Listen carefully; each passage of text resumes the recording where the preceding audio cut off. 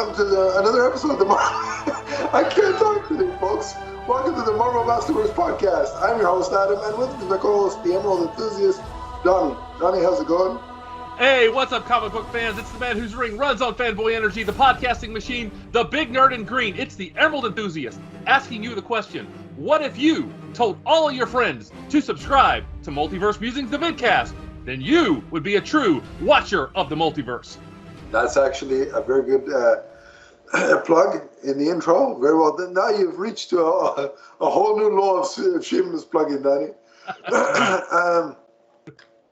I'll just attribute my inability to get through the intro to the fact that instead of doing these on the same day, we're doing them on two separate days, which usually doesn't happen.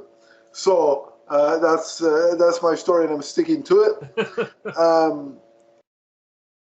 I was expecting you to say, this is the Marvel Echo Chronicles Vidcast. At some point it will be. Right. Probably for April Fools. But, and you're looking at the fool here.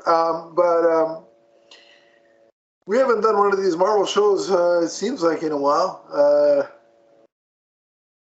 Maybe it's just, the way our recording schedule, we've done one, but one is up. It's only been up for a couple of weeks, but it's been longer since we've sat down and recorded it. So we're back in the Marvel frame of mind. Today, the purpose of our show will be to finish off What If, and specifically the last two episodes, episode 8 and 9. But before that... That would be a good name for a podcast. A Marvel frame of mind. I like it. Why didn't I think of that when we named this show? But, can't win them all. Right. I do have a fancy name for another podcast that will be starting later in December and well into the new year. And I told you it, and it was a really good name. Whether I remember it after this show to tell you again is another story, but we'll see. But before we go into the reviews, let's deal with some news. So, okay. As we know, first of all, before we get into a Venom, a little bit of a Venom Let There Be Carnage update, I want to remind the folks that are going to the movies, non-drive-in movies, which is like the theatrical experience, that the Eternals is out. And if you so choose to now to watch it, you can go to the theater. Good news for me, Donnie, who refuses to go to a theater right now because, likewise, pandemic still. Right. I went to a drive-in to see Venom. Yeah, which we'll get to in a second. But good news for me is that Shang-Chi will be arriving on Disney Plus on November 12th. Awesome. So I can finally see Shang-Chi. Yeah, likewise. You can too. Yes. And then you know what? We can review it. How about that? We can review it right here on Multiverse Musings. You know what the best part is about that, Donnie? Aside from the fact that I'll get to see the movie, is that, and I'm going to jinx myself right now when I say this, because as soon as we finish this podcast, I'm going to go online and see something, but I have yet to be spoiled by anything Shang-Chi related. I've seen quite a few less of those than I saw for either Eternals or Venom Let There Be Carnage. So watch now. As soon as we get off this podcast, I'm gonna get head to the internet, and some moron's gonna spoil God knows what the entirety of Shang-Chi for me, and I'm gonna have jinxed myself. But anyway, so for those of you who are like me and Donnie who has not seen Shang-Chi, November 12th is the opportunity to see it. Yeah. And, I've heard Shang-Chi is good, and I've heard that the action is amazing, some of the best fight scenes. So yeah, I'm excited about it, most definitely. As a martial artist who misses going to his dojo and partaking in martial arts, I will live vicariously through the Shang-Chi film, at least until the situation gets a little bit more under control. But yeah, so that's good news. And just on Eternals, Donnie, before we get to the Venom stuff. Yes.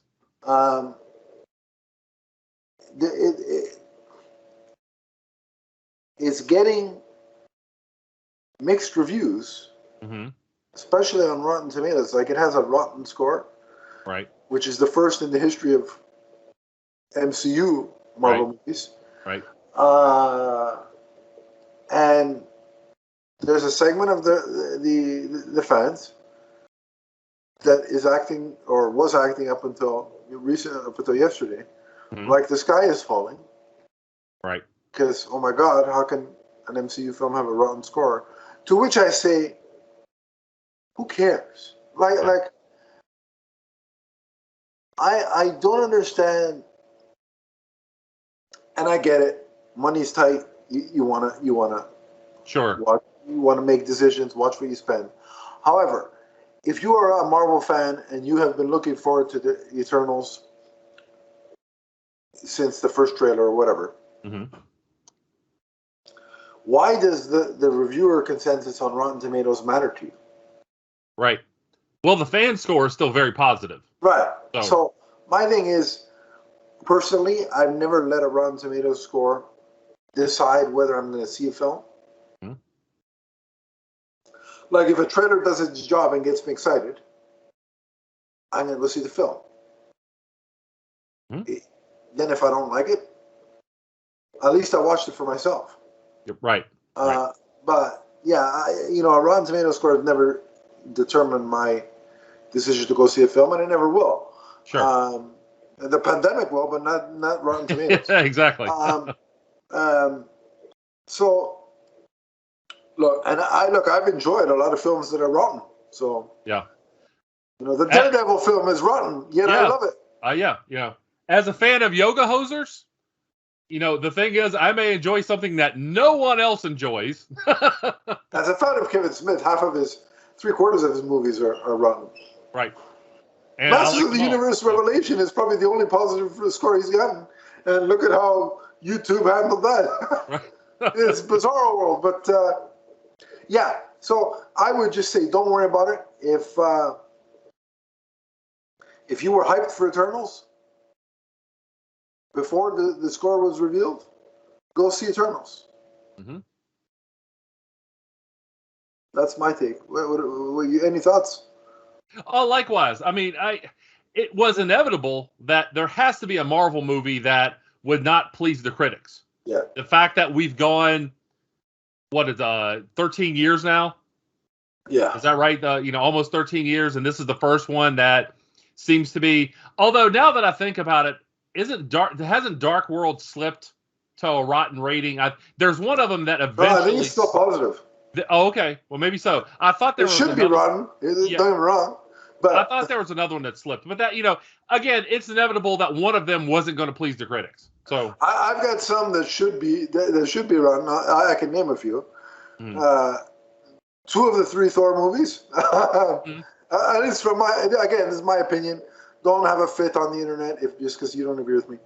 Both Ant-Man movies I thought were undeserving of that high of a score that they got. So I think in some cases Marvel has gotten a lot of goodwill, and some of the movies that should not be as high as they are like the ones I named, are higher.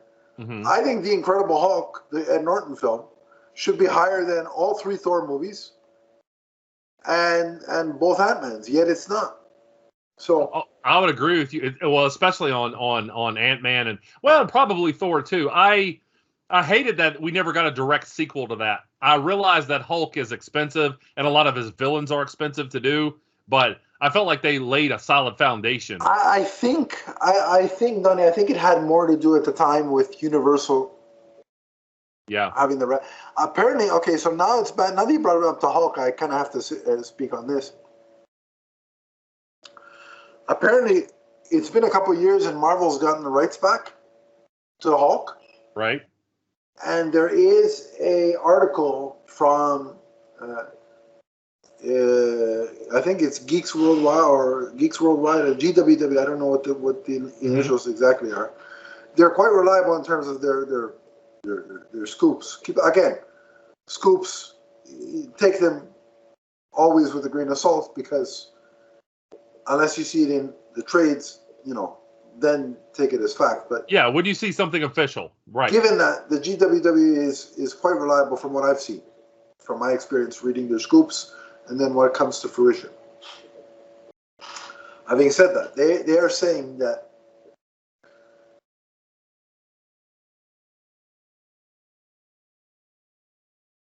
and it is going to be I don't know if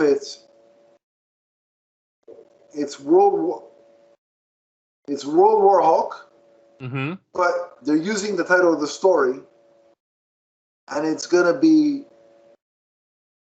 from what not much is known, but the general idea is that it's going to be like a World War Hulks film, in the sense that there's going to be different Hulks, and they're going to be, fighting each other.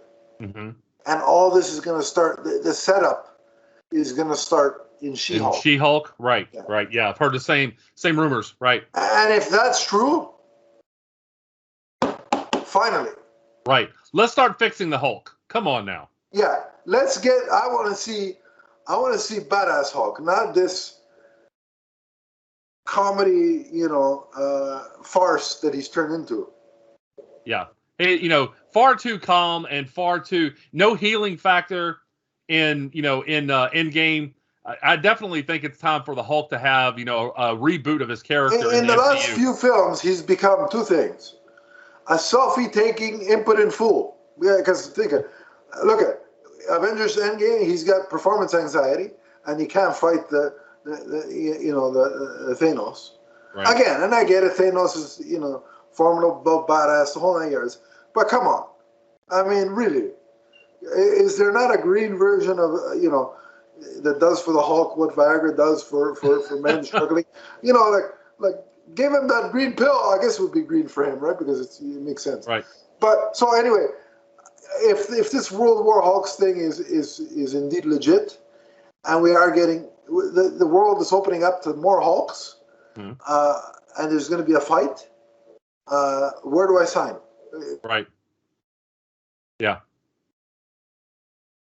There'd be a blue Hulk, and can I play him? Because that's what I turn into every second night that the Leafs play. So that's my question. Yeah. But yeah, I'm down to see Scar and Red Hulk, and that would be A-Bomb. Yeah, I'm down to see. And the new Hulk series is starting soon. The comic, right? Right. Yeah, getting a reboot soon. Yeah. So, and we'll be starting to keep an eye on that and review that, as it comes out. So be on the lookout for that. But that's some little Hulk tidbits for you. And now, finally, let's talk a little bit Venom, Let There Be Carnage. It's been at the box office for slightly over a month now. How's it doing, Donnie? It set a pandemic record. It set a couple of them. Now it's crossed 400 million. It's performing very well in a world that is still, it's very risky to go to a lot of movie theaters. But it is, Donnie, because people are acting like this thing is over, including governments, namely the one in my province. But anyway. Yeah. Well, I'm reading the other day their record numbers, in certain places in Europe, and people are like, "Oh, it's over," and I'm like, "That's not what I'm reading." But anyway, point being that I went to a drive-in. I was obviously in a car with my wife and daughter, and this was probably the best experience I've had at the movies since Black Panther. I had such a wonderful time. It was full of specific comic book references, and this was a clash I'd been waiting to see since 1992. Venom versus Carnage. I thought they pretty much nailed. Did you say it's from Carnage's first appearance to his last? Ah, good one. But it was handled very well. All the acting was good. My only criticisms would be very minor ones, and I don't want to get into spoilers at this point. But there was a moment. First of all, I laughed, uproariously all the way through. There were so many, dark humor moments that were wonderful. But there was a moment at the end, and I'll talk about it someday. I don't want to do it right now because it gives a lot away. It gives a lot. For me, he's fired. No. Right. Exactly. What am I going to do with no Monopoly money? So, but there's a moment where it's kind of a climactic moment that I actually cheered in the car. And, my wife and daughter were like, would you please calm down? But I couldn't. It was the bags came out and went over their head. The paper bags. we're not with this guy. Right. It was, as a reader of the Venom comics in the 90s, this was that moment put on film. And it was a wonderful experience. So it's now in my top 5 comic book movies ever. Interesting. All right. Cool. Yeah. So in terms of money, though, it's $404 million worldwide. It still has some territories to open in overseas, Japan being one of them. Mm-hmm. It doesn't have where Venom is hugely popular. Venom is a huge character in Japan. It doesn't have a specific release in China yet, but Sony and China, it'll probably get a release there. And when it does, I expect it to do big business there. So,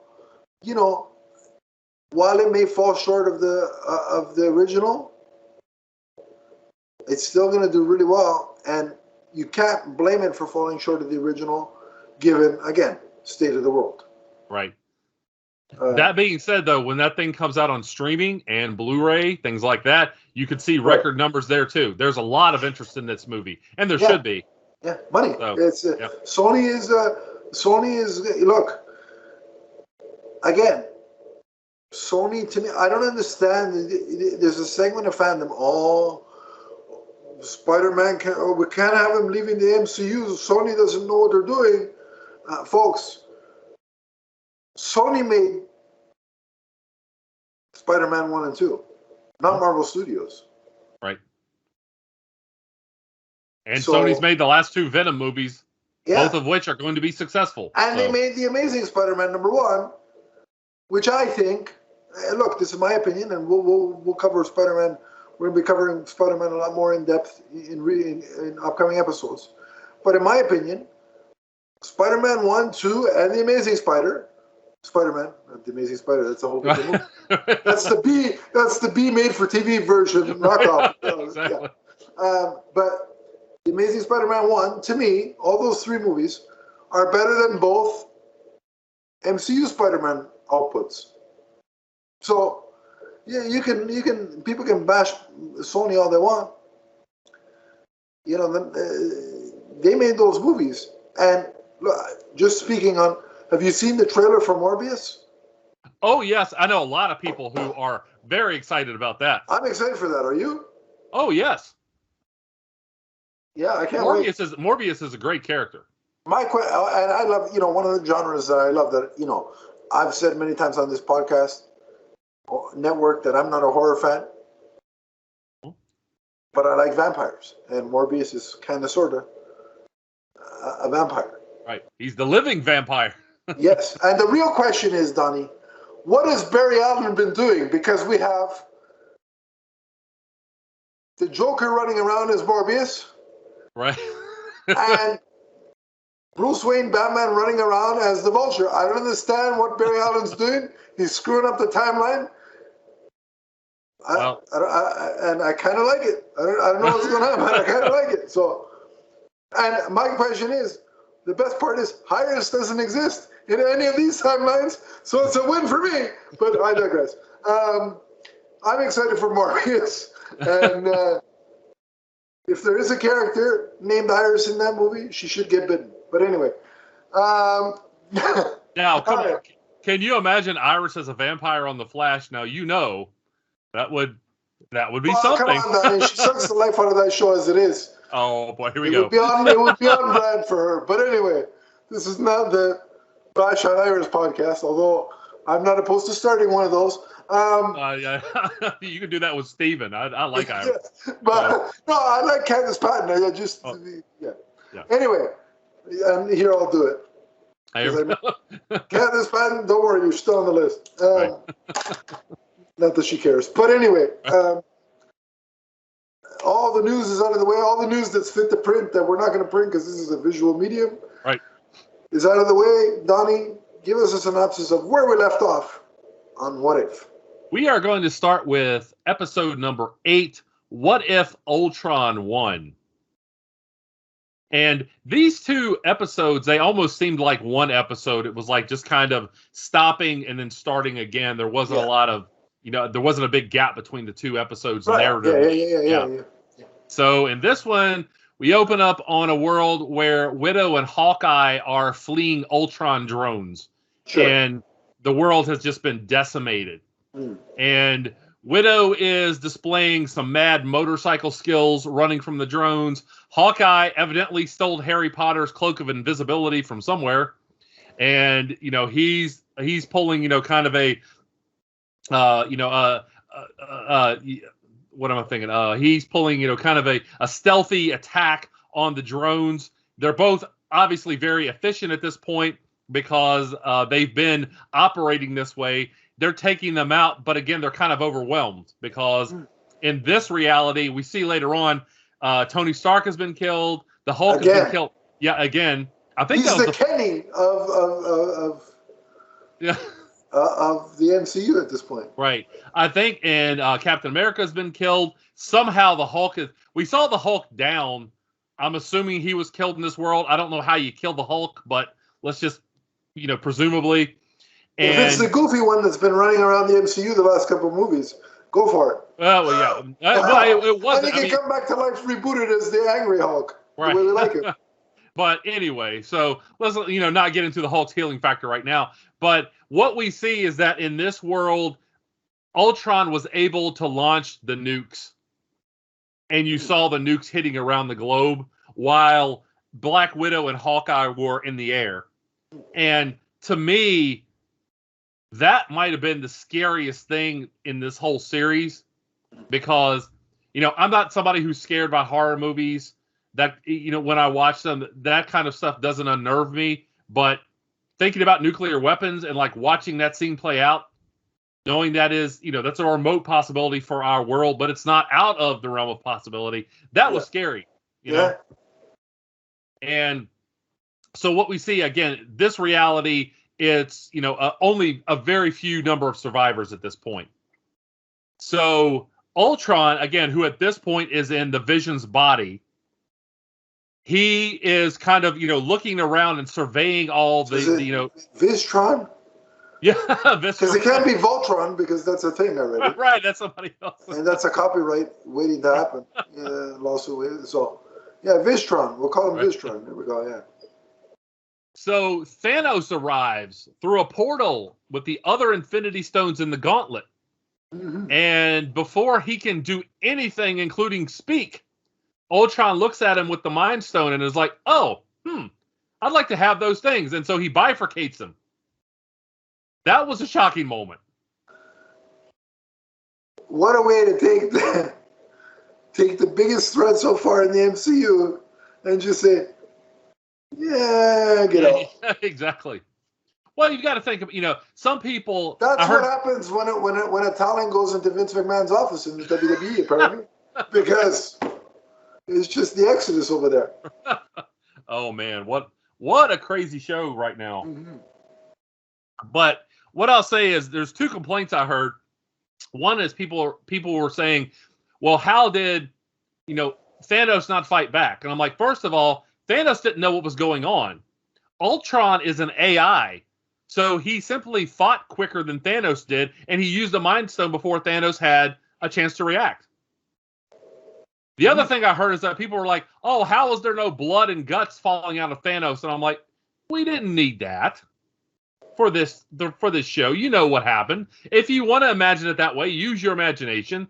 But no, we didn't need to see his organs fall out on the ground. Yeah, it's Disney Plus. We don't need the blood and guts on this. So yeah. So and at this point, the Vision version of Ultron. Try saying that 10 times real fast. Oh God, yeah. So he forms this armor, and this is housing now all of the Infinity Stones. So he becomes just incredibly powerful, and he starts to shape reality. Yeah. And so he creates an entire army of the Ultron drones, and with Earth just kind of reduced to ash, he uses these forces all around the universe. We see him at Asgard, the Sovereign, Sakaar, Ego, Xandar. He clashes with Captain Marvel, and you think she's getting ready to overwhelm him, but she's not. He's too much for her, too, at this point. So he pretty much takes over the entire universe, and he's like, I've done it all. It's over. Until we see that he's ascended to such a level of consciousness that he's aware of the Watcher. Mm-hmm. And now this is something that I didn't expect in this series. I really like that moment. What did you think? Yeah, no,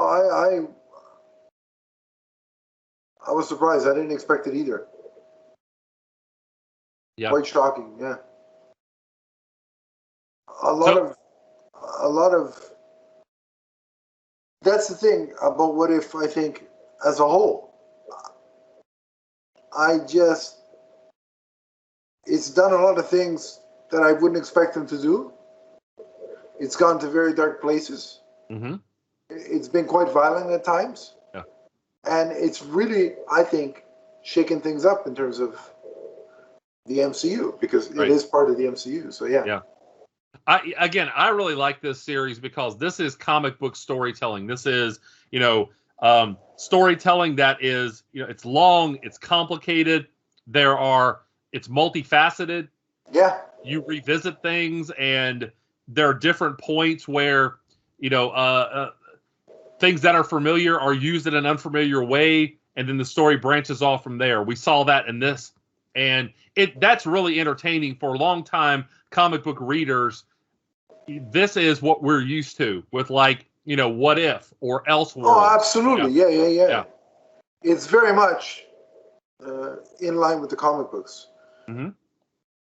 And so those who have read are in the know and can, kind of sort of hope, maybe not expect, because you don't know what you're going to get with the MCU in terms of how far they're going to take it. Mm-hmm. But you can at least kind of anticipate some big things happening because you know from the comics, whereas the average Joe moviegoer who's never read a comic book has no concept of the What If comic books, so they wouldn't expect a lot of these things more so than us. Mm-hmm. So, yeah. So what we see next is that Ultron is able to crash into the space between realities where the Watcher inhabits, like, his own, like, private space. And suddenly you see that Ultron is enticed by the fact that he's like, oh, there are all these other realities where I can do what I did in this reality. Mm-hmm. And, of course, the Watcher is very surprised by this. Yeah, he's going to go play around, or his intent is to cause havoc in more realities, and more. So, yeah, yes. Yeah. In fact, and we see them engage in a battle, and they're kind of in and out of various universes. And we see one where they crash into a universe where Steve Rogers is being elected president, which I believe that's a reference to What If number 26. Yeah. Where he was elected president. There was also an old Marvel storyline. Now, Donnie, would you like him as president? I think he'd be a good president. Would you like him as president? As long as he was fair. I mean, sure. But what I was going to say was that there was also a, like in the 616 universe, a while back, there was another one where people were actually encouraging him to run for president, and he looked like he was going to, but eventually turned it down. So there's a couple instances in the past where Cap has kind of he's had that. Imagine a multiverse scenario where mm-hmm. Captain America is president and Earth 23 Superman is his vice president, or vice versa. Like, that'd be a 1-2 punch. I think you guys would be in good shape. Interesting. Yeah, exactly. At least by comparison over the last little while. Yeah. So despite he basically, the Watcher manifests some armor for himself. And we see him using various attack energies to try to counter Ultron in what is a beautiful battle to be animated. Oh, yeah. Yeah. And my favorite line of this episode was like, Ultron's like, you can't stop me. You don't have the will.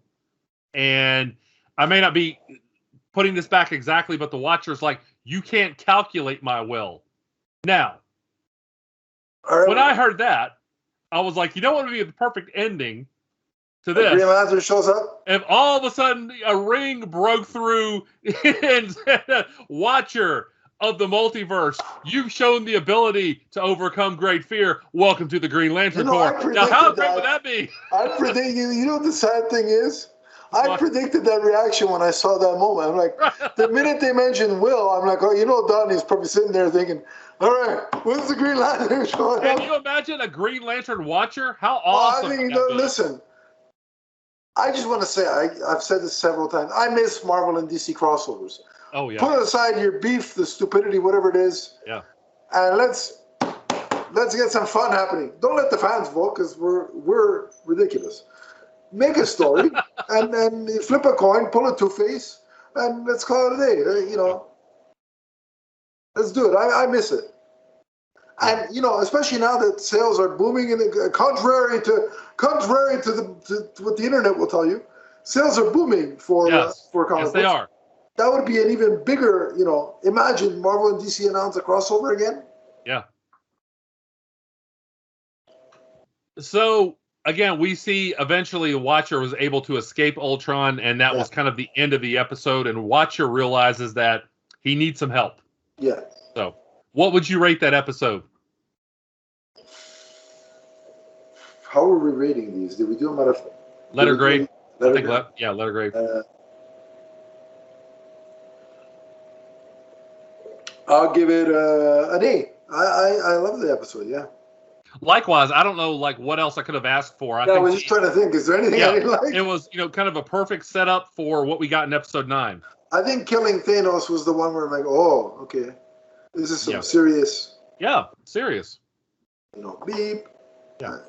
Because our editing capabilities are a little bit low for the next little while, so I can't say what I want to say and have Steve edit it out.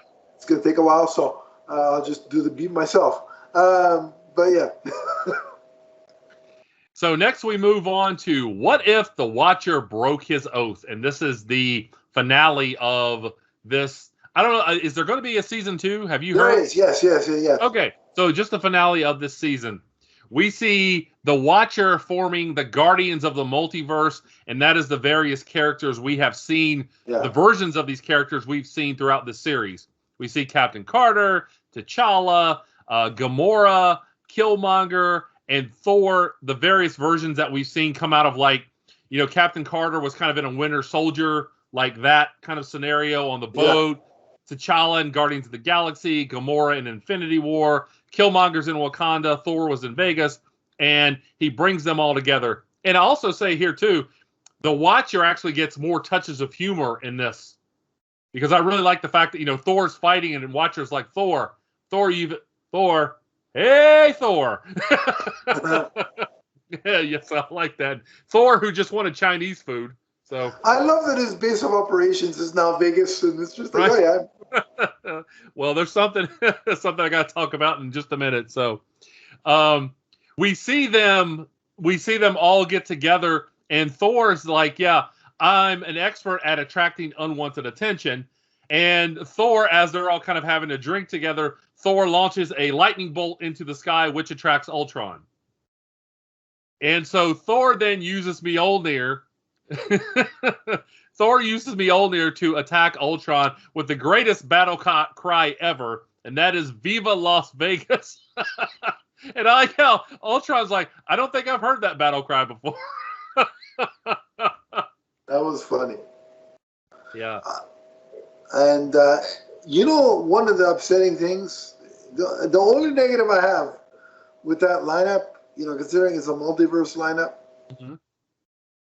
is that the Watcher, voiced by Jeffrey Wright, who of course is also playing Commissioner Gordon in the Batman. So he's crossing over to the universes in a quote unquote real sense. How could you not have Batman on this team, Donnie? That would have been cool. Yeah. I don't understand. Yeah. Well, I understand legally, but the fanboy in me was like, "Where's Batman?" Right. So we're able to see T'Challa steal the Soul Stone, And by the way, and Doctor Strange at this point, I forgot to mention Doctor Strange, who like puts this spell of protection around all the other members, which I thought was really cool. And before they kind of jump out of this universe, leaving Ultron on his own, Doctor Strange opens up a portal and we see the Marvel zombies again, which I thought was an awesome visual. Yeah. Not only do they get poured on Ultron when he's able to fight his way out of that, there's the zombie Scarlet Witch.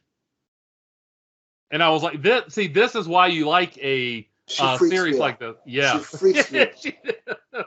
I know it's a cartoon, but she freaks me out. Yeah, oh man. But he didn't have a lot of problems with her, though, so. No. Yeah. And, you know, I got to be honest with you, Donnie. That was one of my standouts from the season, the Marvel Zombies. I think that's still my favorite episode. And I got to say, again, I've already said this once in this episode. I'm not a horror guy. Mm-hmm. But I want a live-action Marvel Zombies movie now. I'm on board. Yeah. So that's what I want. So at this point, the group ends up crashing into, they end up transported to Widow's world from the previous episode. Yeah. They're able to fight Ultron to a standstill at one point. Yeah. They try to use the Infinity Crusher, which Gamora has. I may have forgotten to mention Gamora too. A lot of characters in this episode. They try to use the Infinity Crusher when they get Ultron down, but it doesn't work because it's not the gems from that reality, from that world. Yeah. So Ultron is able to fight his way back up, and we see some of the best action we've seen in the MCU. I loved when, I believe it was Captain Carter was like, don't let him breathe, and they're all attacking Ultron at once, like trying to catch him off guard and trying to keep him off guard. So Black Widow improvises, and she finds the Arnim Zola arrow, and Cap jumps on Ultron and opens his helmet just enough for the Zola arrow to go through Ultron's eye. And I'm sure that sentence that I just said would make no sense whatsoever to somebody who wasn't familiar with comics. Yeah. And if they're watching it, hello, but what are you doing here? As I'm writing this out, I'm like, Nat fires the Zola arrow and Cap pulls up Ultron's helmet. And I'm like, somebody's going to look at this and was like, is that in English? You know? They're going to be like, what? No, but seeing the lengths that our multiverse heroes have to go through to subdue Ultron. Right. Really emphasizes what an immense challenge he is. Right. And I think this show has made him so much stronger than Age of Ultron did. Mm. I mean, no disrespect. I've heard people say that this was more of an actual adaptation of Age of Ultron. Yeah. No, but no disrespect to the Age of Ultron movie, which I enjoyed. Right. But this is making him even more of a threatening villain than that did. And I like it. Right.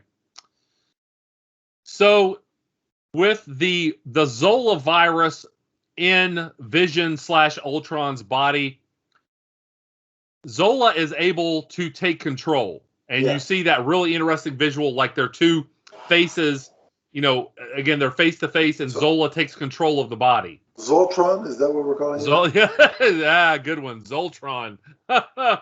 However, it's not over because Killmonger has one of the heads of the drones.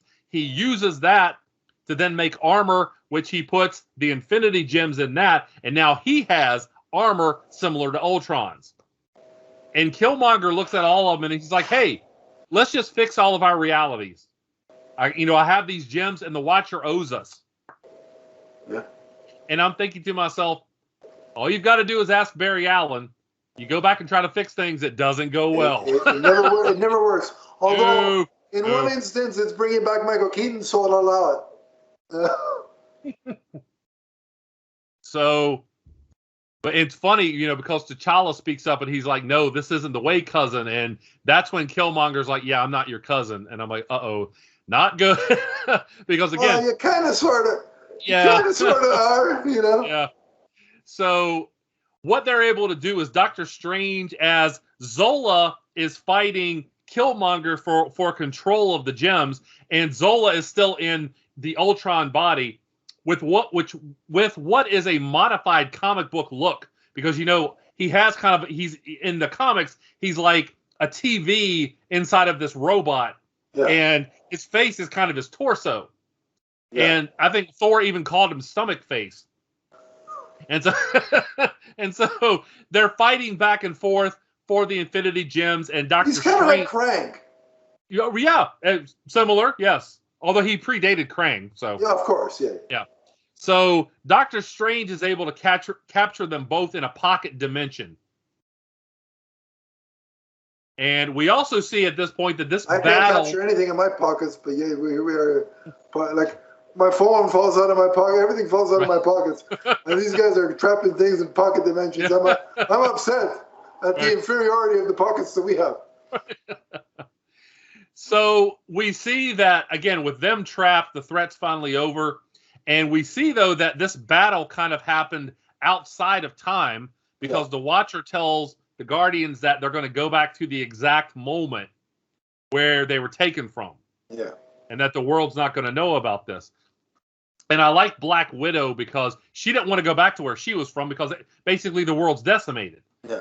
And she's like, were we just things for you to watch and have a good time? Yeah. Did you get the popcorn out for us? And I really like this meta moment, by the way, because I think it's kind of Watcher speaking for comic book fans, and he was like, no, your stories are everything to me. And when you're reading a good comic book, that's how you feel. Yeah. Like, oh man. I mean, you're completely engrossed in it. So for sure. No, I like that as well. That was good. Man. So that version of Black Widow is taken to what is presumably, I guess, the main version of the MCU where Widow is dead there. Mm-hmm. And we see that she just, that she's now part of that world. And she even talks to Nick Fury there. And in the epilogue, we see that Captain Carter learns from the other Black Widow that the Hydra Stomper is still around. And guess what? Somebody's still in the Hydra Stomper, which is, of course, Steve Rogers. Donnie, I hate to interrupt you, but you're frozen. Oh, okay. Can you hear me? I can hear you, but... Okay. Holla, if you hear me. Donnie's frozen, folks. Frozen in a pocket dimension. Am I moving now? You're still not moving, so... Okay, well... Go ahead. We'll just make this an audio episode. How about that? Oh, let's do... Yeah, we can do that. That's fine. All right, continue. Okay. This audio exclusive version. Audio exclusive. Actually, that's pretty much it. That was, the epilogue. That was the end of the series. So, yeah. Awesome. At least for most of them, a happy ending. So. Well, also at the end there, we see something interesting moment with Captain Carter. I don't know if you want to speak on that. Which thing are you talking about outside of the Hydra Stomper? That's what I'm talking. Yeah. The Hydra. Yeah, that was the epilogue. Again, she sees that she's taken to the Hydra Stomper by Black Widow, right. And Widow's like, oh, by the way, there's somebody in there. Obviously, that's Steve Rogers. So now my question is, Donnie, was he frozen in there? I would assume that there's something within the Hydra Stomper that could have, sustained his life. I don't know. I mean, we never actually see him come out of the Hydra Stomper. So because it's. I was confused by that. I'm like, is he frozen in there? What's going on? But a really cool reveal for. Yeah, he's obviously alive because that would have been a real bummer had Black Widow went, oh yeah, guess what's in there? And she opens it up and out falls this corpse. So is he going to be like her Bucky on that Earth? That would be that would be interesting. So yeah, Stucky, what are we calling him? I'm on fire today with these mashup. Stucky. Oh. Well, I was going to say Sticky, but that's The connotations of that are very weird. So I'll just leave that alone. But no, I really like this episode. It was a good wrap up. And I'm going to give this episode an A+. I think they just, they put a bow on top of this great gift to longtime MCU viewers. So likewise, it's an A+ for me. I thought it had the action that you want. It had some good humor, and it had an emotional heartstrings pull there at the end with both Black Widow and with Peggy. Yeah. So yeah, and I liked all of it, but this was, for me, it was emotional again because when it ended, I was like, that's the last time we're going to hear Chadwick Boseman's voice with something new, Right. Yeah. And yeah, so that was a kind of that was a solid moment for me because again, I just appreciate everything that he brought to the world with his talent. Yeah, it's that really is, a shame that we won't have him appearing not only in these movies but other movies as well. Again, immensely talented and gone far too soon, but he leaves quite a legacy. I mean, the good thing about the MCU films, and I think specifically with, the appearances he's made as Black Panther, those will live on, I think, in the same breath as, for generations of fans, as the Christopher Reeve Superman movies. Yeah. So no, I would agree with you. I mean, Black Panther was something that was bigger than just the movie. It was a cathartic moment for a lot of people for a lot of different reasons. So I think his legacy will always, for these movies, will continually, propel his legacy to many generations of fans. So I would agree. Wakanda forever. Yeah, Wakanda forever indeed. And that brings us to a wrap up of What If season 1, a really good season, and I can't wait for more. Probably one of my favorite Disney Plus Marvel shows overall. I've been really happy with all the content that Disney has given us with Marvel this year as we continue to struggle with the pandemic, knowing that it's always risky to go out. I appreciate the fact that they brought the Marvel Universe to us. And there's more coming, Donnie. Yes. But wait, there's more. There's coming up very soon. November 23rd, in fact, is Hawkeye.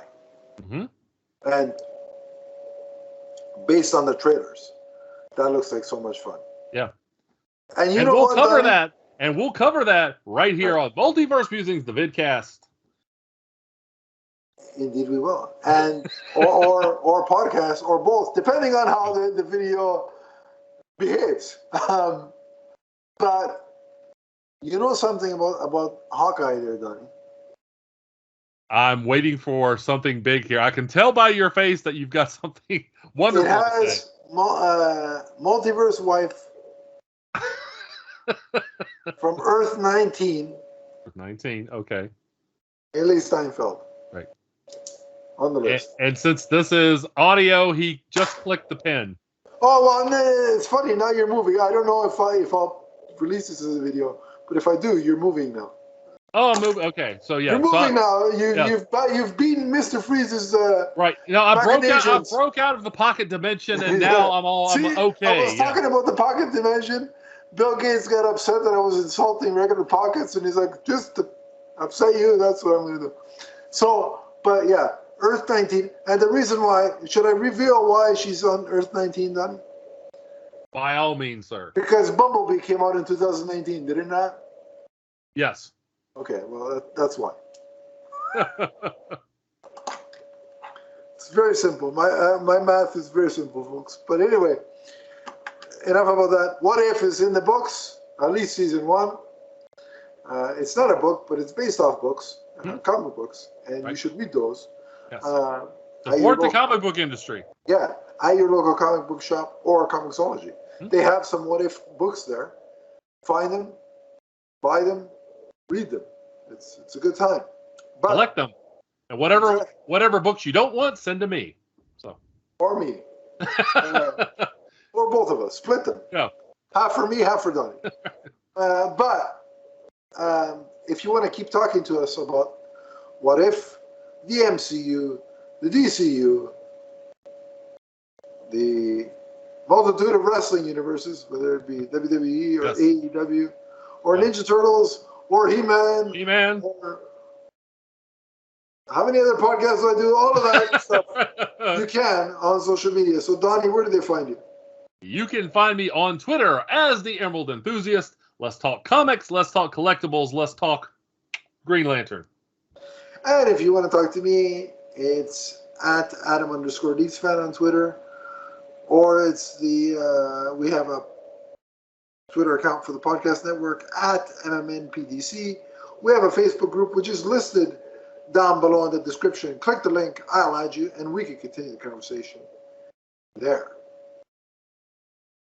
Until next time, remember that What If is forever. From the first time the Watcher watches to the last. So long, everybody. So long, everyone.